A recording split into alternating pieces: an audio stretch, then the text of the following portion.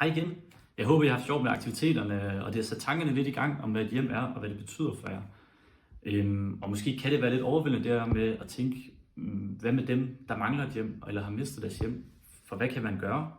Og sandheden er bare, at ved at gøre små handlinger, så kan man faktisk gøre en stor forskel i sidste ende. I Folkekirkens Medhjælp, der siger vi, at vi samler sammen. Og det kan I få lov til at være med til, hvis I deltager i dør-til-dør-indsamlingen. Det er den søndag den 9. marts i år.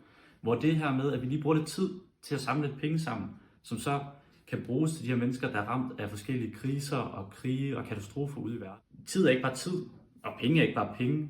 Fordi det penge, der kommer ind, det kan ligesom omsættes til en masse forskelligt. Blandt andet nødhjælp, eller klimahjælp, uddannelseshjælp, iværksætterhjælp og alle mulige forskellige måder, at vi kan hjælpe dem på. For ved at samle ind, så bidrager vi alle sammen i fællesskab, når vi samler sammen. Ud med indsamlingsbøsserne eller åbne døren, når der kommer en og banker på, så gør det en lille forskel for nogen ude i verden. Gå med søndag den 9. marts og vær med til at samle ind, for du giver mere end du tror. Du giver mening.